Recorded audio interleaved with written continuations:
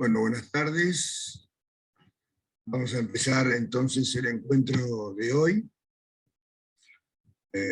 cuyo título es Mitos y realidades asociados a la esquizofrenia.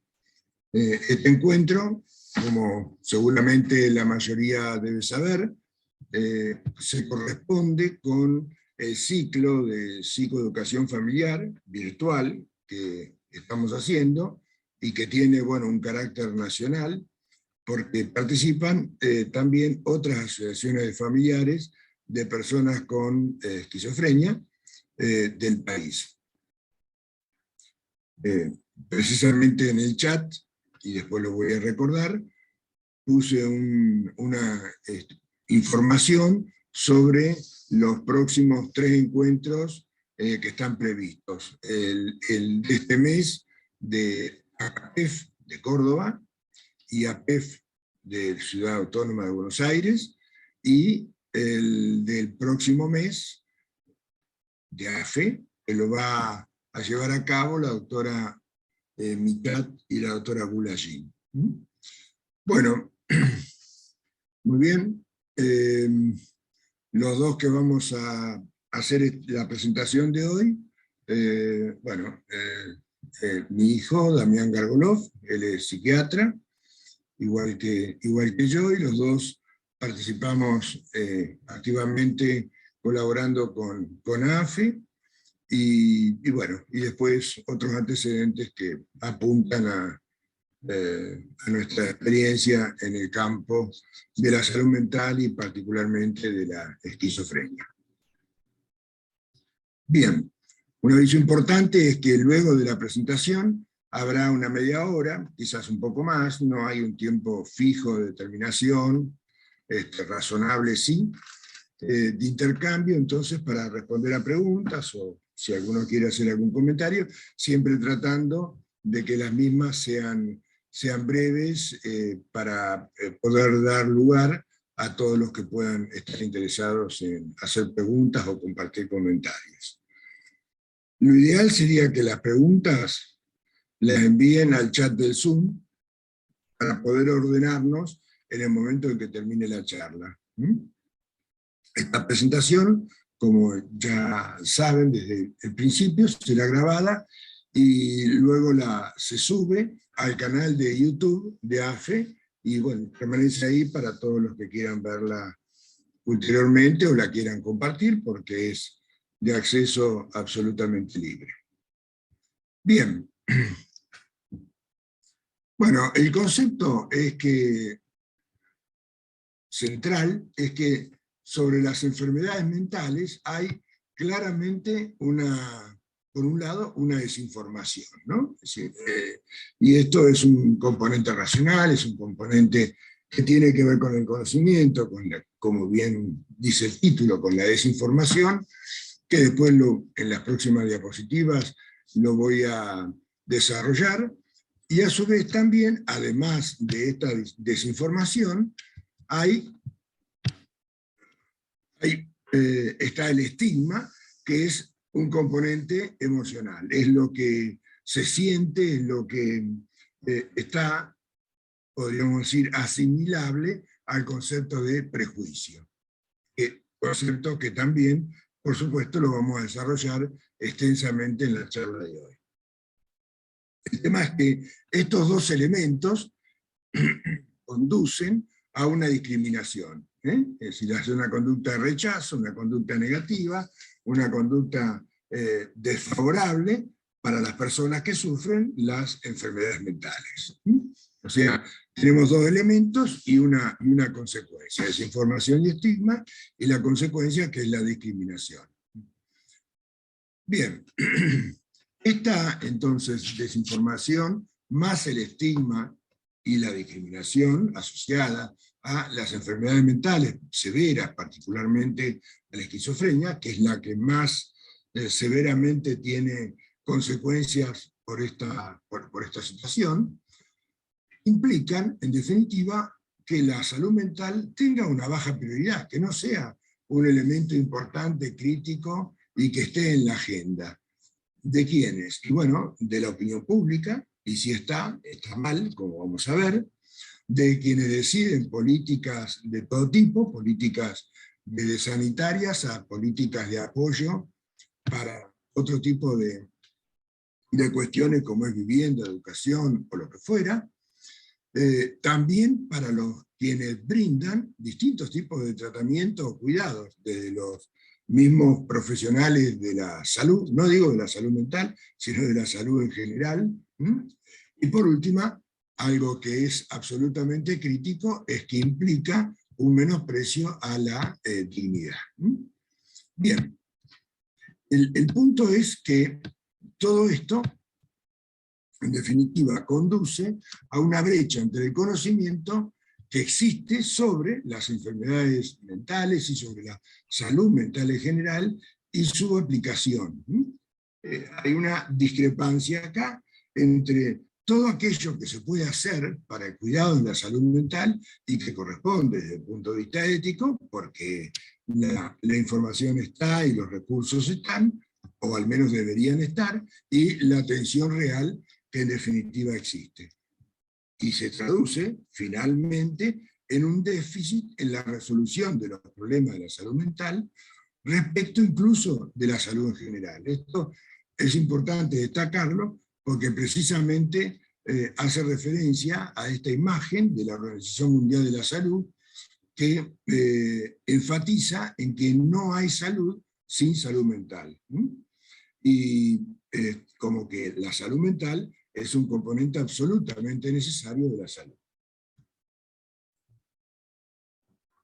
La desinformación, ¿a qué se refiere? Bueno, primero a que hay un claro déficit en el reconocimiento por parte de los pacientes, los familiares y la sociedad en su conjunto, de todas las enfermedades y por supuesto de algunas con mayor impacto, con mayor consecuencia, y que van, por supuesto, desde lo que podría implicar un trastorno de pánico a las distintas formas de depresión, trastorno bipolar o la misma esquizofrenia. No están entonces reconocidas. En general están subdiagnosticadas, o sea, no están totalmente identificadas como tal, y en consecuencia tampoco reciben el tratamiento por los profesionales de la salud, ya sea profesionales de la salud mental, psiquiatras, psicólogos, o los profesionales de la salud en general, médicos clínicos o las distintas especialidades. A su vez, también es importante mencionar que hay en general una desinformación respecto de la elevadísima frecuencia que tienen los trastornos mentales. Ustedes piensen esto, ¿no? en estos tres conceptos, ¿no? 1 de cada 4.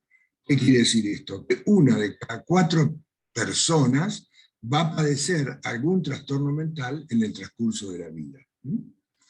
Esto trasládenlo a su círculo íntimo de familiares o amigos y van a ver que efectivamente es así. Por supuesto, acá se incluye desde trastornos mentales severos a los, entre comillas, menos severos, pero no por ello con menos impacto, como podría ser un trastorno de pánico, ¿no? También se desconoce que tienen un importantísimo impacto individual, una consecuencia sobre la persona que lo sufre negativa muy importante. Y acá yo puse 3 ejemplos, ¿no? Verdaderamente, solamente quienes lo sufren y han tenido oportunidad de estar bien próximo a una persona que sufre depresión, va a saber lo que significa para esa persona estar enfermo de depresión. La desesperanza y todo lo que implica estar deprimido, pero sobre todo la desesperanza como un elemento de importantísimo sufrimiento. También el sufrimiento que implica aquellos que tienen crisis de pánico, que no pueden tener una conducta social y que sufren durante la crisis, tal como si estuvieran expuestos a una muerte inminente. Y ni qué hablar del delirio, ¿no? Del delirio en el caso de, por ejemplo, la esquizofrenia, ¿no?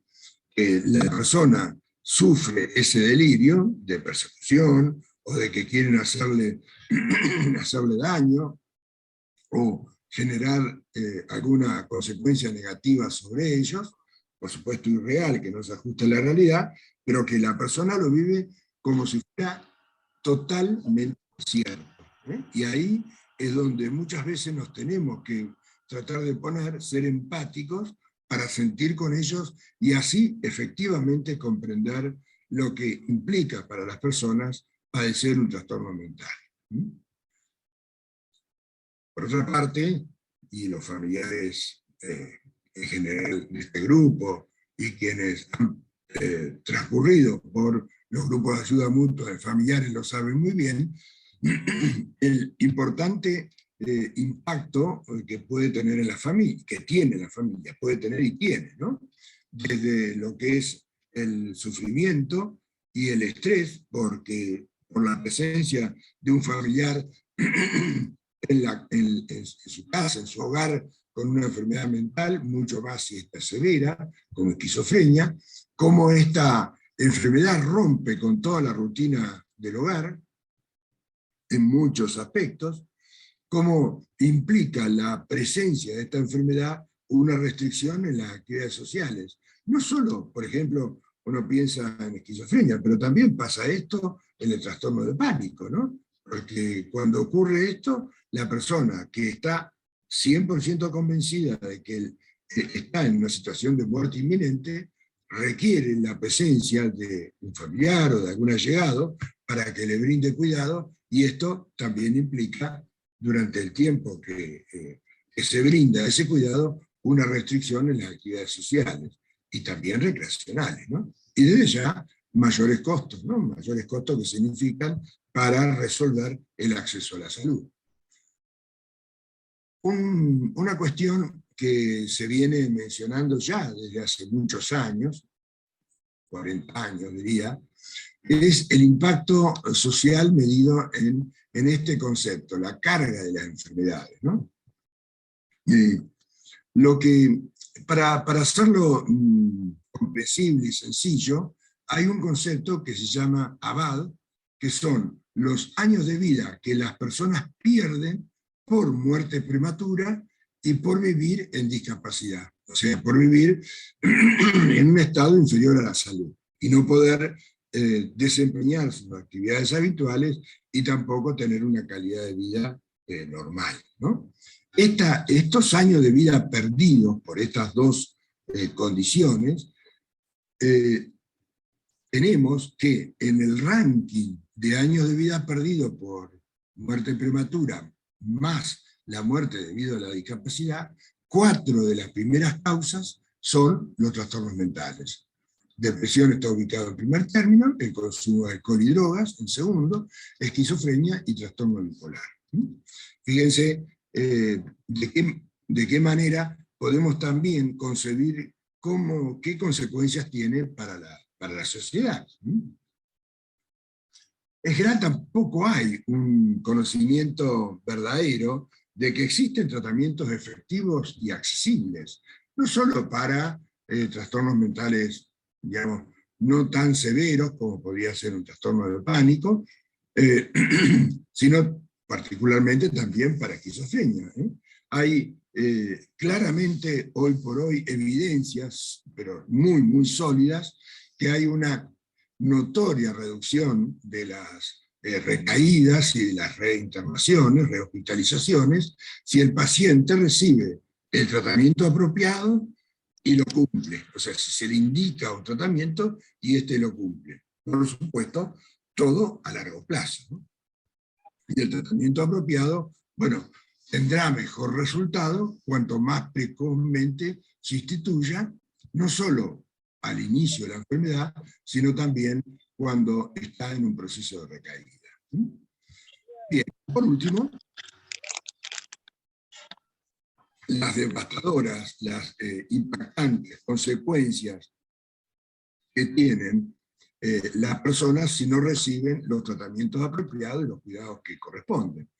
En muchísimos ámbitos, en su desempeño funcional, dejan de trabajar, de estudiar, en su calidad de vida, en los suicidios, no solo, por supuesto, asociados a, bueno, a lo que estamos tratando como trastorno mental severo más importante, que es la esquizofrenia, sino también suicidios relacionados con depresión no tratada, que es una de las principales causas de este desgraciado evento.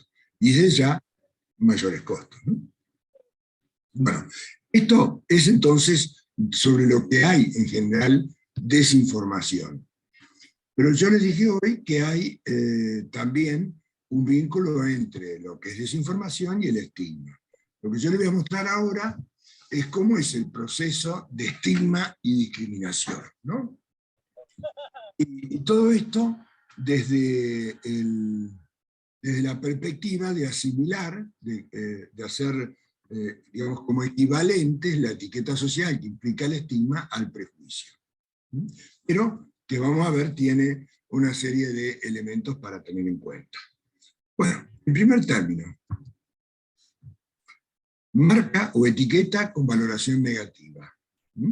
Esto es, por ejemplo, cuando se le atribuye errónea e inexactamente a un grupo de sujetos una marca o una etiqueta con valoración negativa, que puede tener distintas causas, por información inexacta que pueda tener previamente, o la que proviene de los medios, o por experiencia personal. Esto implica un juicio negativo. Por ejemplo, ya lo vamos a ver después, más adelante, las personas que sufren esquizofrenia son violentos, ¿no? Entonces se asocia las personas que tienen una determinada condición, esquizofrenia, con esa valoración negativa. Este juicio negativo está fuertemente asociado con una determinada disposición emocional, también negativa, que es desvalorizante o de temor. En el caso del ejemplo que puse yo recién de violencia, está claro cómo se asocia este juicio negativo con este componente afectivo. Y en definitiva es cómo este componente afectivo se va a traducir en un comportamiento discriminatorio, ya sea rechazo, descalificación, menosprecio, y esto es lo que constituye la conducta o la tendencia a la conducta, la tendencia a emitir una determinada conducta. Está asociada entonces con ese juicio negativo, el componente afectivo al cual está asociado, y en definitiva cómo esto se traduce en una conducta. Bien.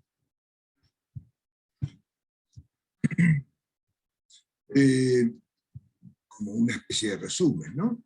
El estigma lo podemos entender entonces como el proceso por el cual ciertos individuos, por poseer determinado atributo o condición, por ejemplo, padecer una esquizofrenia, o acá estamos hablando de trastornos mentales, pero también el estigma, lo sabemos, está asociado a muchas otras condiciones, ¿no? Raciales, religiosas, etc. En el caso particular del estigma asociado a la esquizofrenia, es que entonces se vincula a los individuos que tienen esta condición, este atributo, padecer una esquizofrenia, y que son injusta y penosamente descalificados, entendiéndolos como peligrosos. Esto es el estigma. La discriminación es el comportamiento, la conducta, lo que genera en términos visibles, ¿no? Y es, entonces, este concepto de que cualquier característica distintiva, por ejemplo, las personas que son peligrosas por padecer esquizofrenia, que se traduce en una desigualdad, que no pueden disfrutar, que no pueden gozar de todos sus derechos como persona y, por supuesto, tampoco, como vamos a ver después, el derecho a la salud, ¿no? ¿Y por qué? Bueno, porque son peligrosos, deben estar internados, presos, siempre lejos de mí. Veamos otros ejemplos, ¿no? Perdón.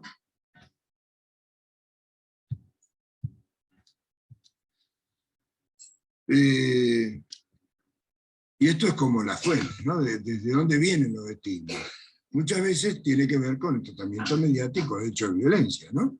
Protagonizada por personas con trastornos mentales, y esto lo hemos visto en estos últimos años, lamentablemente durante la pandemia exacerbados, de personas que por alguna causa no reciben el tratamiento adecuado y culminan con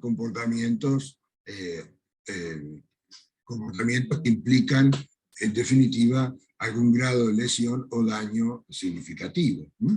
Esa persona del Malva, en la ciudad autónoma de Buenos Aires, esa persona lamentablemente identificada, miren de qué manera tan negativa, como el hombre gato en Mendoza, un músico muy importante de nuestro país que ha sufrido lesiones como consecuencia de presentar un episodio psicótico sin poder recibir el tratamiento adecuado. Bien, otro ejemplo, que yo estoy mencionándoles acá, ¿no? Que es cuando una persona lo que hace es identificar, cuando se quiere descalificar a un tercero, sea un político, un artista, un periodista, lo hace identificándolo con quien padece esquizofrenia. Veamos ejemplos. Miren, por supuesto, saqué los nombres de los protagonistas, ¿no? Y son personalidades públicas que en su momento hicieron comentarios que fomentaron y propiciaban y potenciaban el estigma. En una escena de la novela 100 días para enamorarse, de Telefe, una actriz descalifica a su pareja diciéndole: sos un esquizofrénico. Otro ejemplo, una diputada a un ministro en plena sesión de la legislatura le dijo: usted es un esquizofrénico. Es lo que obviamente quiso hacer ella, descalificarlo como alguien que dice cosas sin sentido, que lo que dice no tiene ninguna aplicación, estupideces, incoherencias, descartables, ¿no? Pero, fíjense, además, qué respuesta negativa generó que incrementó aún más el estigma. A colmo de males, ese ministro le respondió: me habían dicho muchas cosas feas, pero la verdad que esquizofrénico nunca. Fíjense cómo, entonces, en muchísimas ocasiones, los medios favorecen esta asociación entre esquizofrenia y estigma y discriminación. Los componentes, algo que ya vimos hoy, pero que lo voy a reforzar para que quede bien claro, es, por un lado, el concepto, ¿no? Había dicho hoy, es esa marca o esa etiqueta, esa identificación que se hace con un juicio negativo para un grupo de personas por el simple hecho de tener una determinada condición. Ser de una determinada raza, una determinada religión, en el caso nuestro, de padecer un trastorno mental severo como la esquizofrenia. Por pertenecer a esta categoría, ¿no?, de personas con esquizofrenia, se la asocia a violencia y peligrosidad. O sea, el concepto está la persona que padece esquizofrenia y la violencia, generado, como dije hoy, ya sea por experiencias personales, por los medios de comunicación, o en general, también películas y demás, asociado a violencia. Este concepto se asocia, se vincula con una respuesta emocional. Siento temor, siento rechazo, no merecen tratamientos ni cuidados, es decir, una emoción claramente negativa que se asocia entonces a esta condición de personas con esquizofrenia por ser violento. La conducta, la discriminación, que se refiere a la conducta, es desde afuera lo que vamos a lo que vamos a sentir es la necesidad de generar un comportamiento en el que esas personas con esquizofrenia, por ser violentos, peligrosos y por el temor que me provocan, estén lejos, no los quiero ni cerca para nada, estén en lo posible internados o presos y en lo posible de por vida.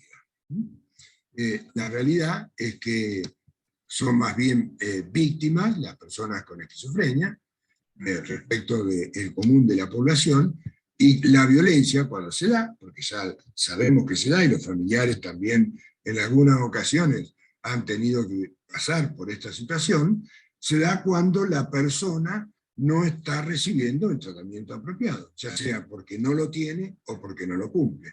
Pero solamente bajo esa condición es posible que exista un comportamiento violento de algún tipo de nivel de riesgo. Si no, esto es prácticamente imposible. Otra forma de verlo es esto que yo le presento acá, de este círculo negativo, ¿no? Entonces, igual que como venimos haciendo, por un lado tenemos el estigma, que es esa marca y esa atribución que se hace, el juicio que esto genera y que se asocia a un componente emocional negativo. La discriminación, que puede ser una conducta de rechazo o una tendencia a la conducta, es una conducta que está ahí latente como para que se produzca cuando se dan las circunstancias, o también las barreras para contacto o para proveer algún tipo de cuidados. Las consecuencias que va a tener todo esto es generar estrés y va a disminuir mucho la capacidad de la persona para afrontar la enfermedad, va a afectar su funcionalidad y su calidad de vida. Esto va a, de alguna manera, favorecer el riesgo de que se produzca una recaída con rechazo de muchas veces de los prestadores. Esto se ve regularmente cuando se pretende internar una persona que padece un trastorno mental severo en un hospital o una clínica general, ¿no? Todo el problema de las internaciones, los problemas policiales, los problemas legales. ¿Sí? El punto es que todas estas circunstancias, en definitiva, consolida el estigma, ¿no? Y a su vez también tiene un impacto en lo que es el autoestima de la propia persona. Ahora, sobre este círculo negativo hay una serie de puntos de intervención sobre los cuales se puede y se debe actuar.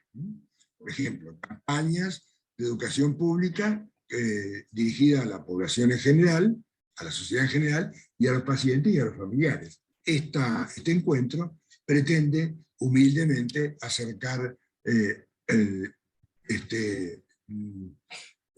un ejemplo de este punto de intervención. La otra cuestión en ese tercer paso es la psicoeducación, es la información hacia la comunidad, pero también en particular a los familiares y a las personas con trastornos mentales sobre la verdadera naturaleza de la enfermedad y las posibilidades de tratamiento.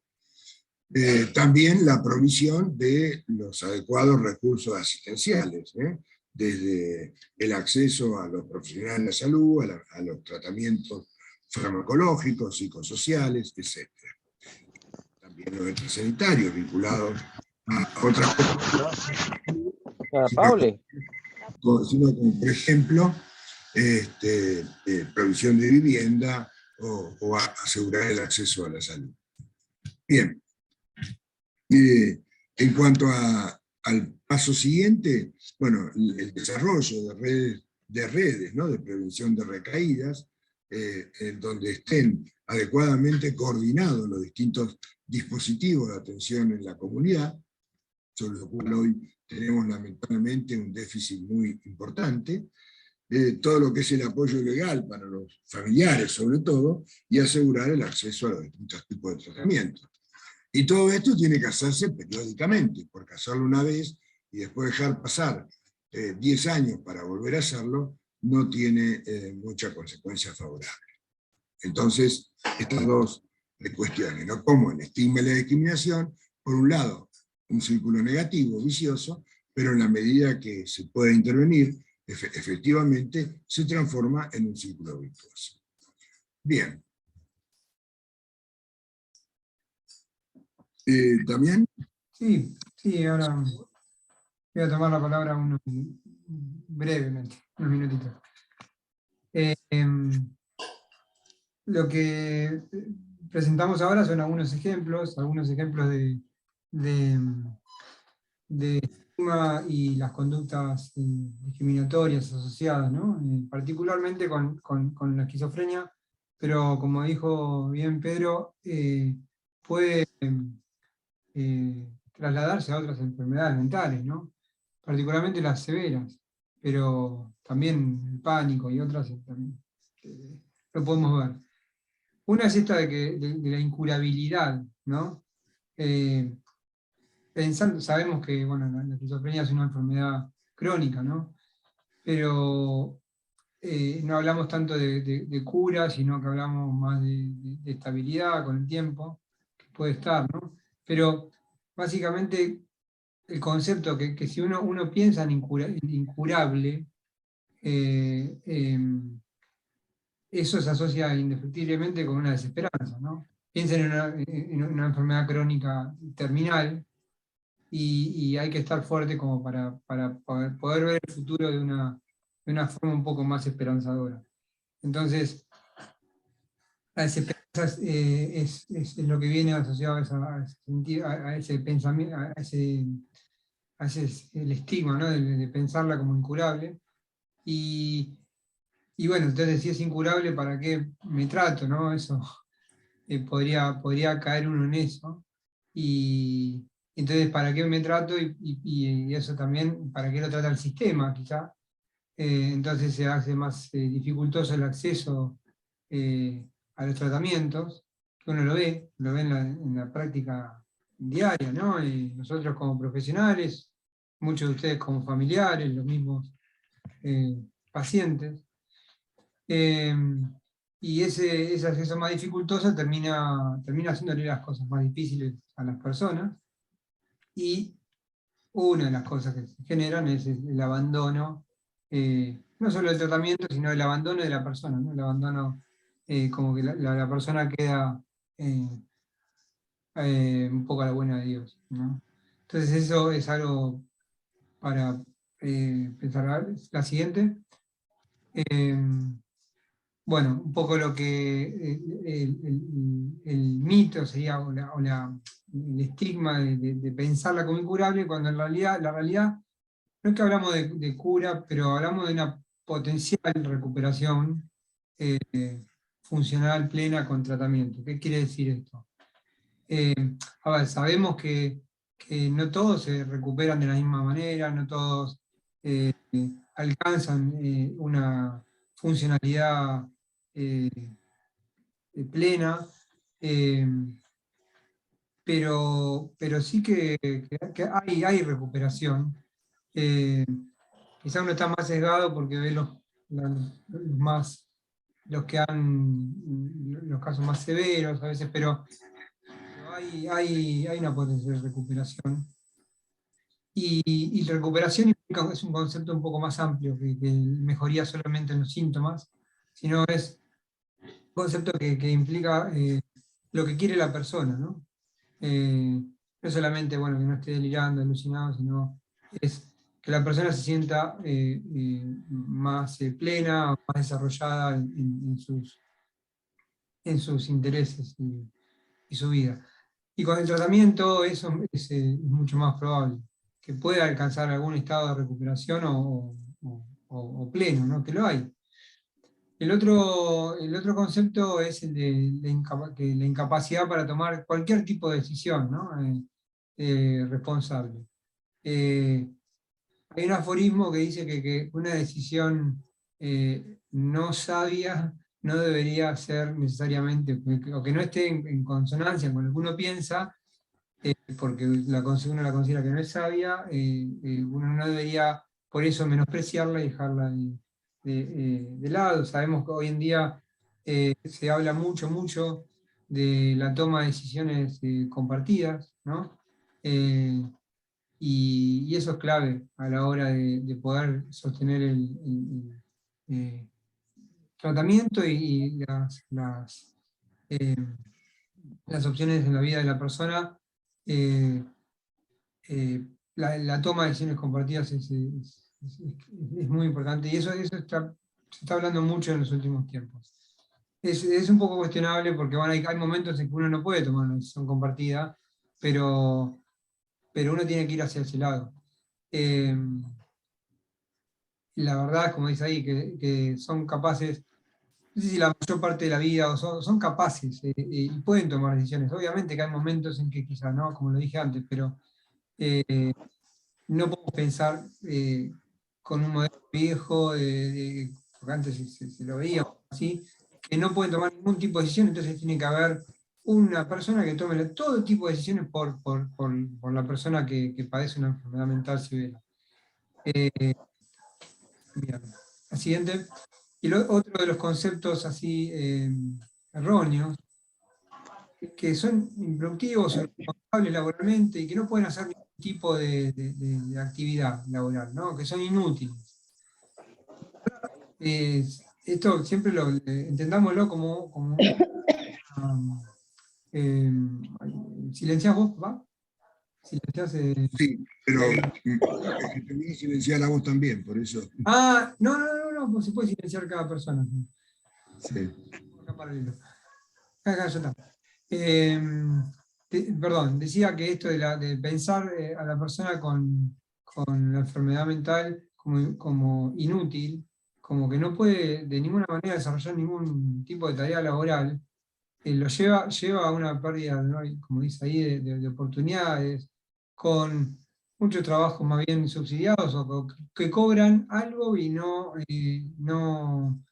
ejecutan ninguna tarea, y eso obviamente, y también puede estar marginado, ¿no? Laboralmente, y bueno, ya saben, ustedes saben, hay un cupo para discapacidad, hay una ley que lo establece, que es el 4%, que se está peleando, pero bueno, la siguiente.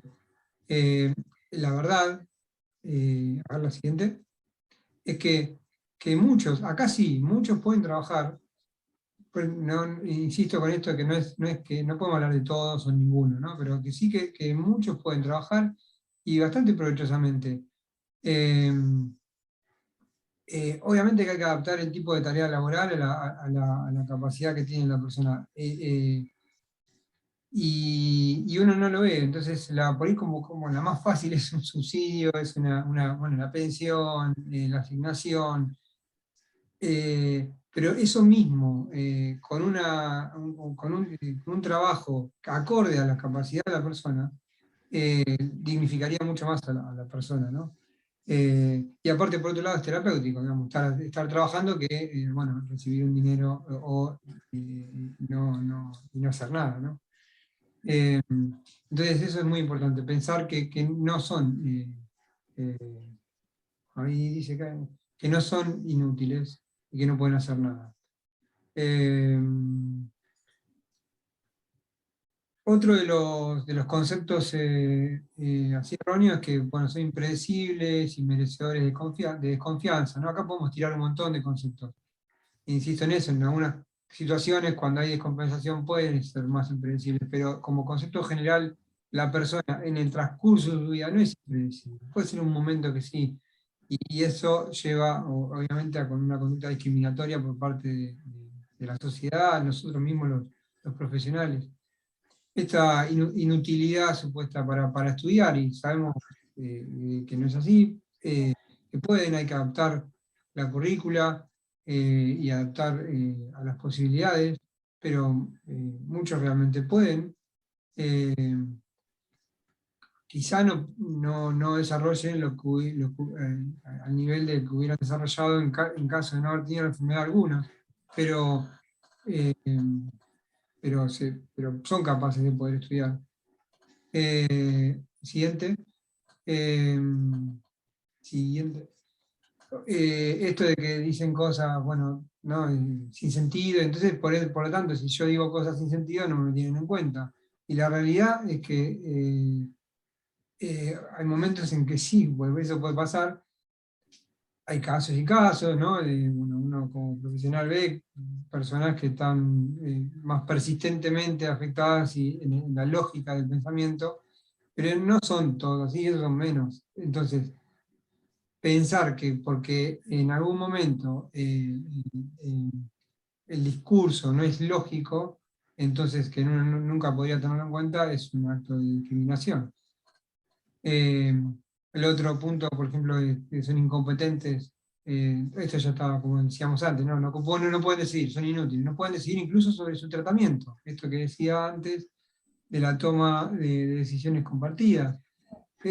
Es cuestionable esto, no es para tomarlo literal, o sea, bueno, que sí, bueno, la persona dice, bueno, no quiero, y no, entonces uno no trata, porque la verdad sabemos que sin tratamiento la cosa no va, sin tratamiento farmacológico y no farmacológico, pero particularmente el farmacológico.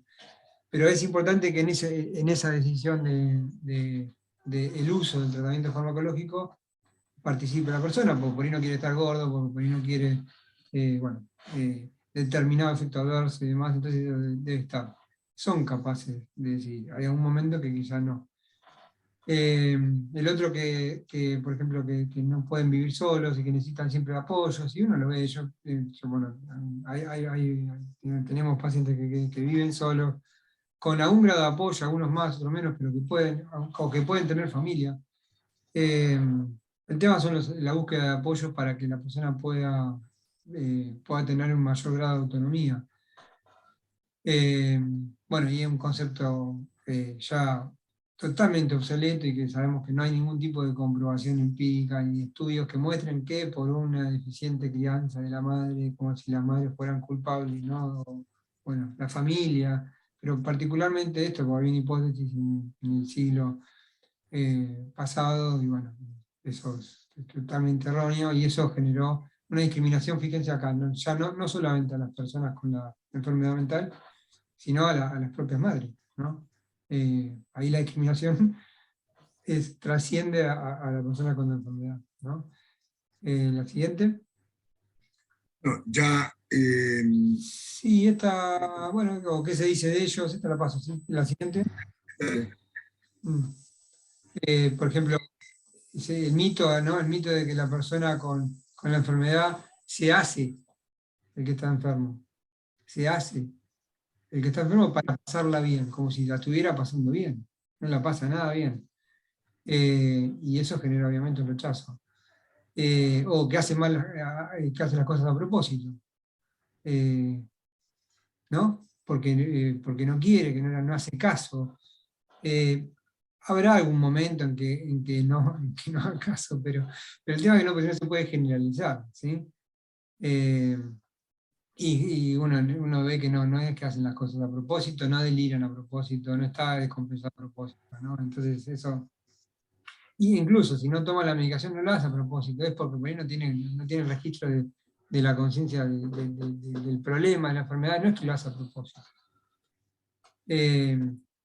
O que hace lo contrario a lo que uno le pide, que no pone voluntad, ¿no? Bueno, ejemplos así como, o esto de que se hace para faltar al trabajo y entonces tampoco hace nada en casa, como que es un vago, un poco después eso había otros conceptos.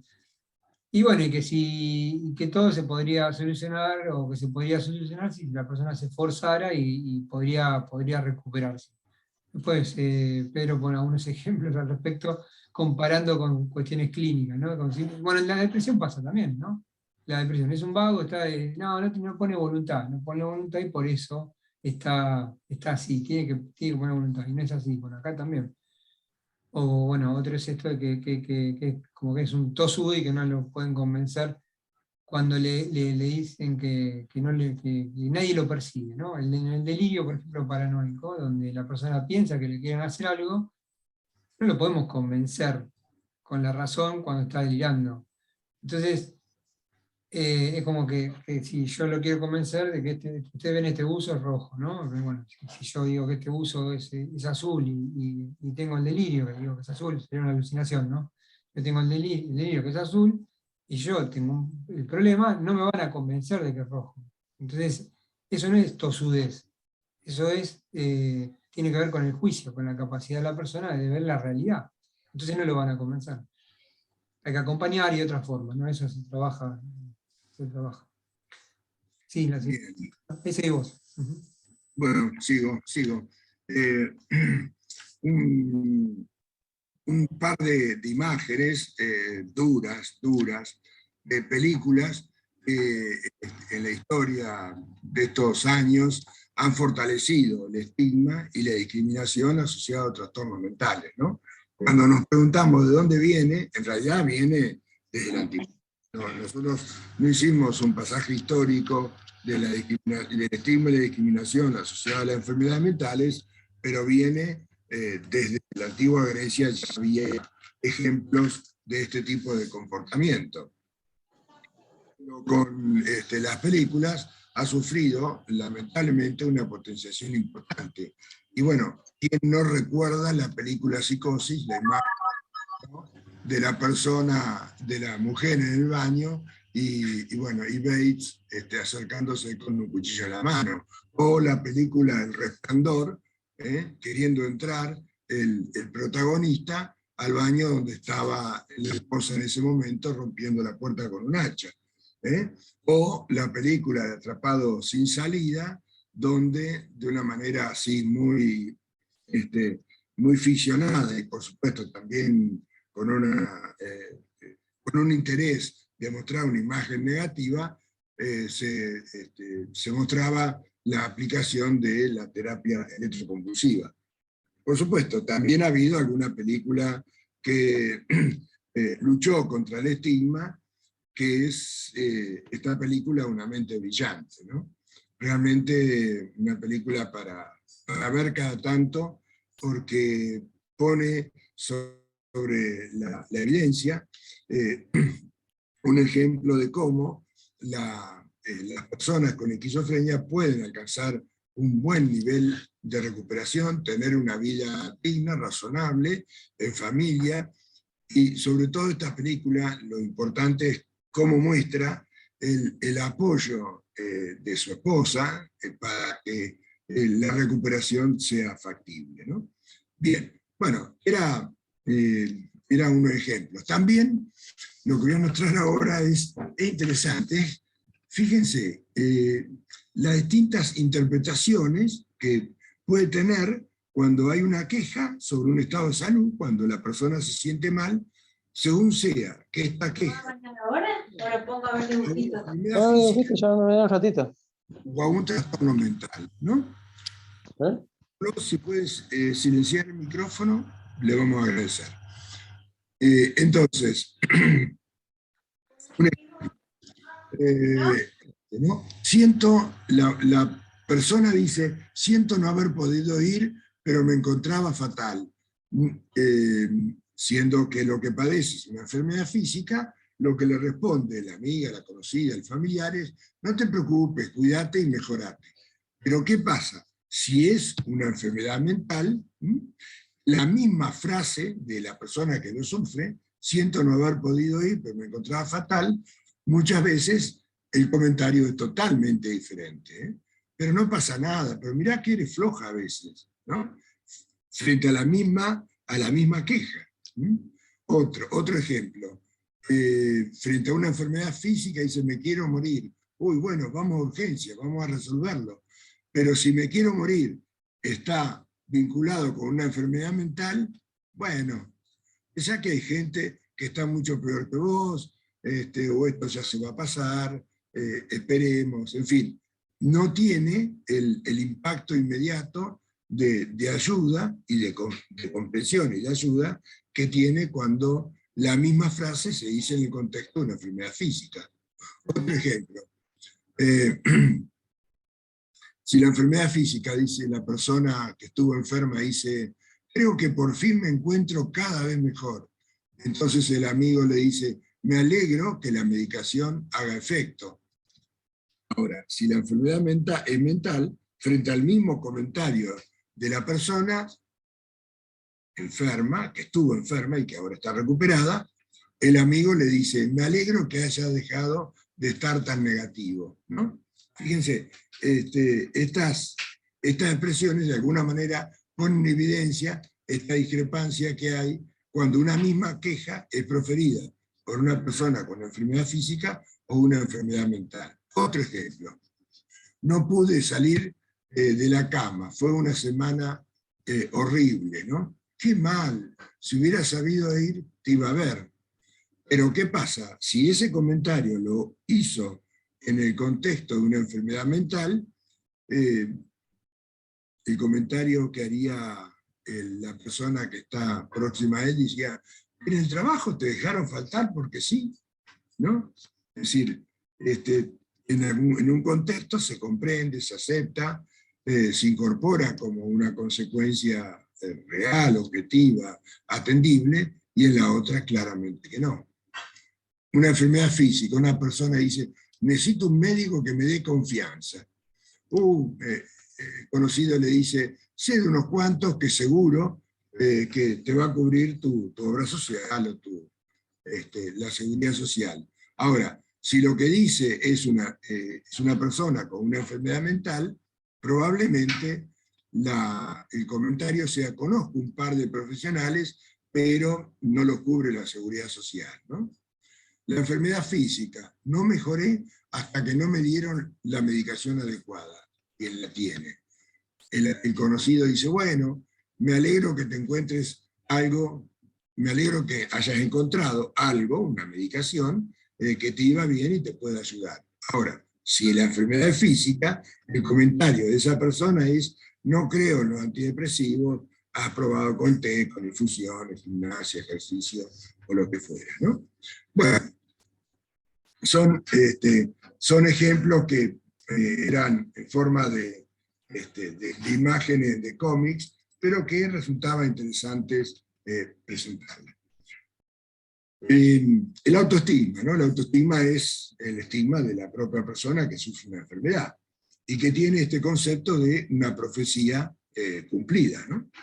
Por un lado, bueno, está esto, ¿no? La culpa, el desconocimiento, la vergüenza, la preocupación, el temor, todas esas manifestaciones que tiene quien padece alguna enfermedad mental, en mayor o menor medida, dependiendo de cuál sea la enfermedad y el perfil de esa persona.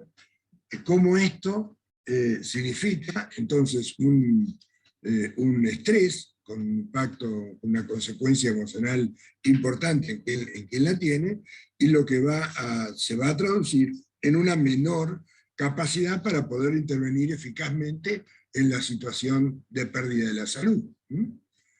Y así va a tener, entonces, en definitiva, un menor apoyo al paciente y a sí mismo. Hay una pérdida de esperanza en la recuperación, y de esta manera se agrava el estigma, y por último se cumple esa profecía, ¿no? La enfermedad es una condena y cuando está voy a ir cada vez peor. Pero bueno, esto no es así. La realidad es, por supuesto, otra, ¿no? Les voy a traer ahora unos datitos, 4 nada más, muy sencillos.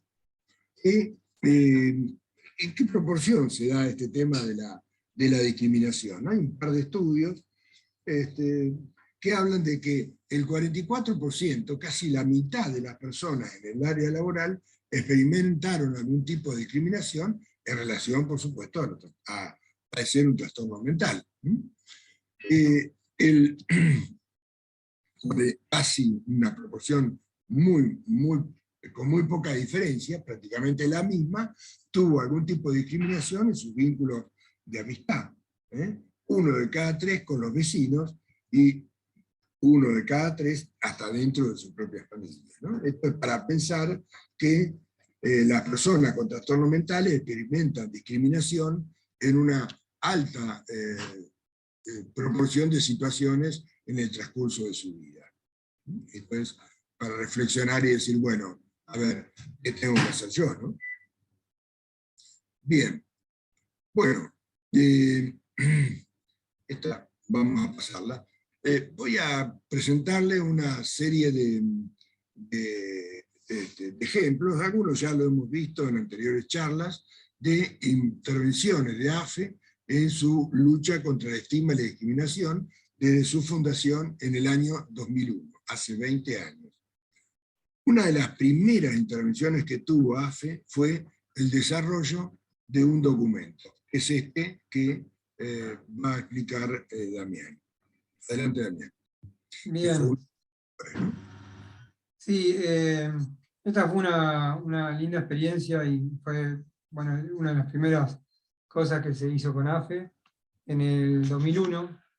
Yo recién arrancaba, y con un grupo de chicos de la residencia de psiquiatría. En ese momento la Organización Mundial de Psiquiatría estaba lanzando una campaña, y bueno, en el marco también de esa campaña nos propusimos hacer un folleto, ¿no? para poder que llegue a las familias, sobre los mitos y las realidades, básicamente un poco lo que venimos viendo, y un folleto que era un tríptico, ¿no? Entonces conseguimos para poder hacer las fotocopias, y quedó muy bien, se presentó en varios lugares, y este tríptico contó, bueno, aparte de AFE, con el apoyo de la curaduría acá oficial del ENADS, de la COA de la provincia de Buenos Aires, en ese momento de la Sociedad de Psiquiatría acá de La Plata, y bueno, de la residencia del hospital. El siguiente. Ya va. No, perdón. El tríptico lo que tenía era información sobre lo que era estigma, Acá está. por eso estaba como empezando a hablar de eso. Y sobre lo que era el estigma y la discriminación, que son los conceptos que comentó Pedro recién, y sobre lo que es esquizofrenia, muy sucintamente, ¿no? Porque era información para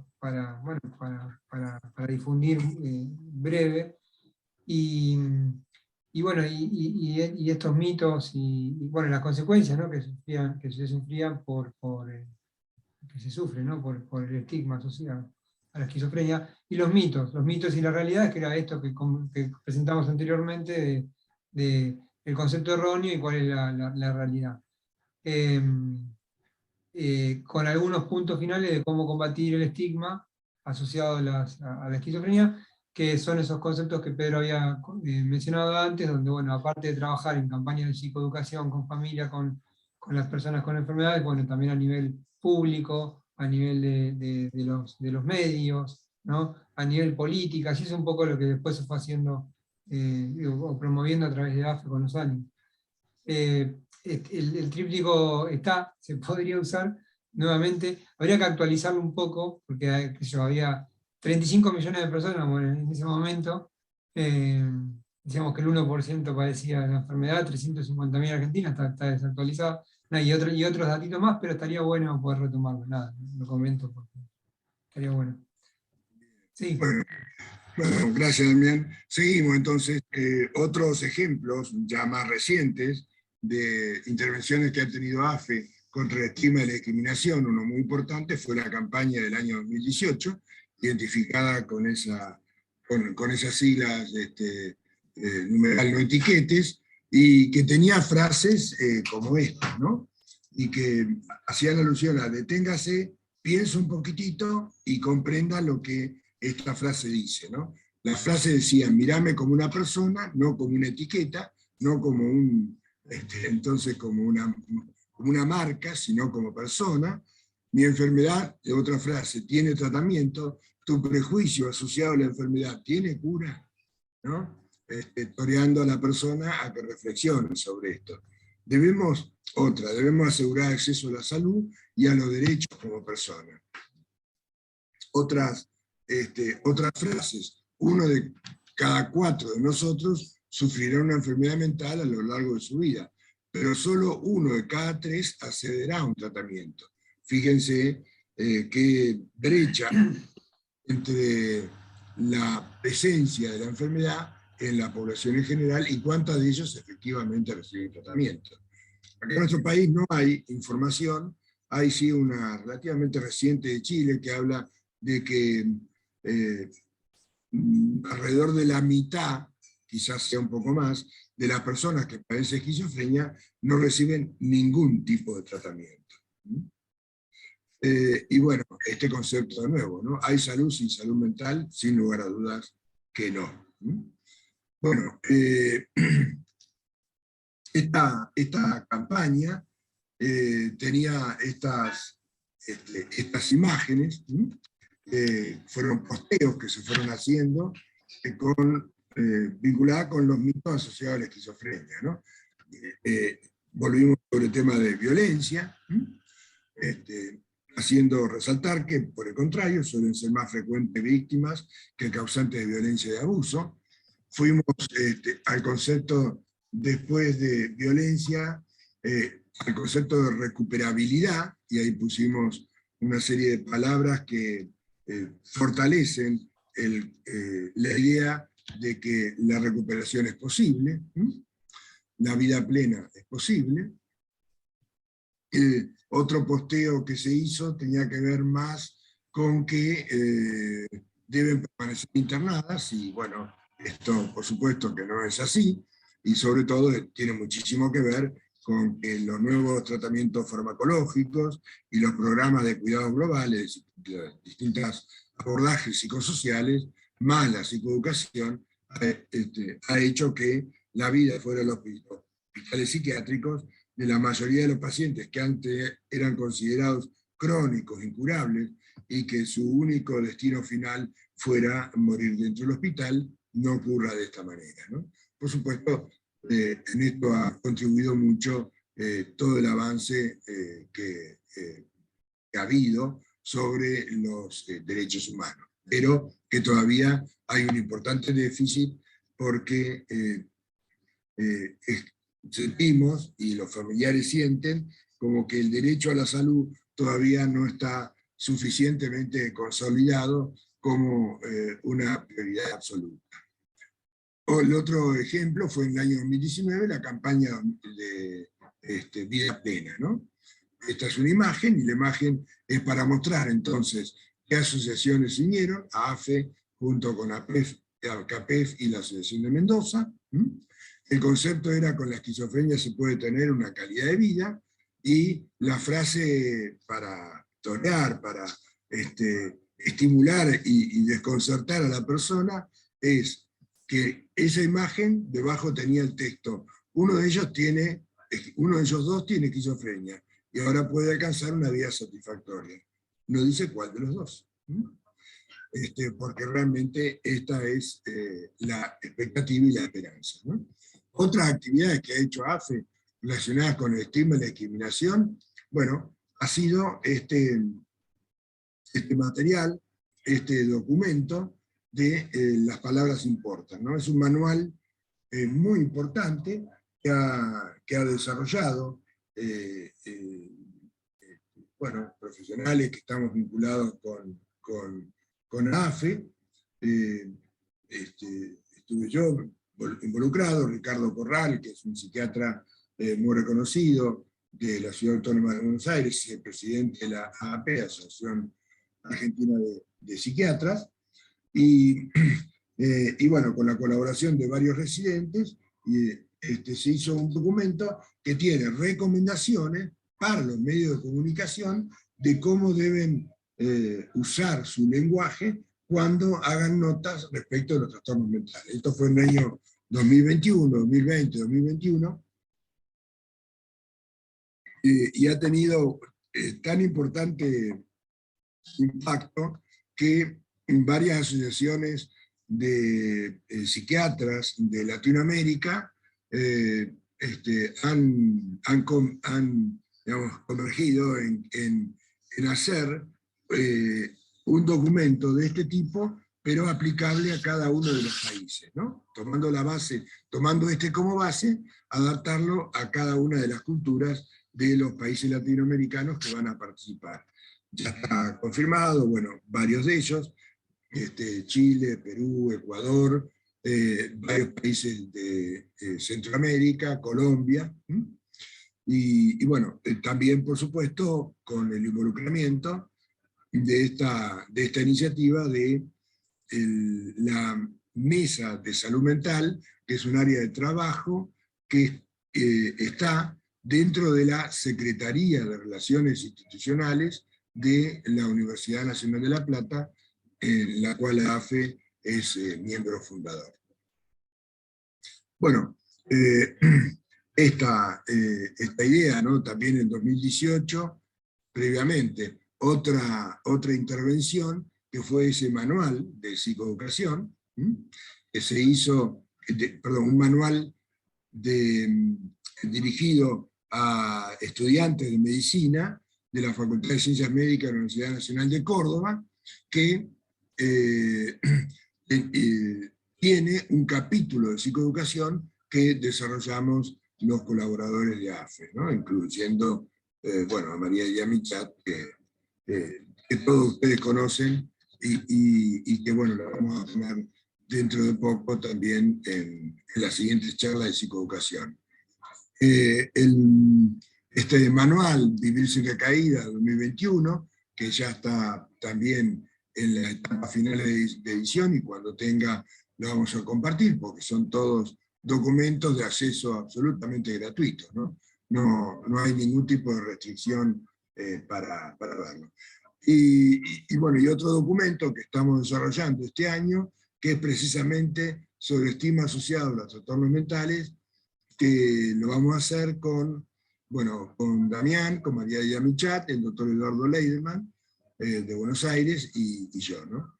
En este documento vamos a hacer un importante desarrollo de la parte histórica, de todo lo que es el proceso, las investigaciones que ha habido y las intervenciones más efectivas para combatir el estigma y la discriminación.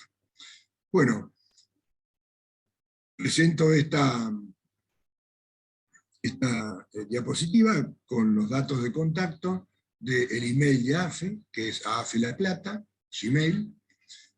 Pero bueno, la forma más sencilla es ingresar a Facebook, Instagram, o a la misma página web y el canal de YouTube, poniendo AFE esquizofrenia. Seguramente van a poder identificar rápidamente, googleando, cada una de estas tres redes sociales. Muchísimas gracias. Acá están entonces también los emails de Damián y el mío. Y bueno, quedamos abiertos a las preguntas.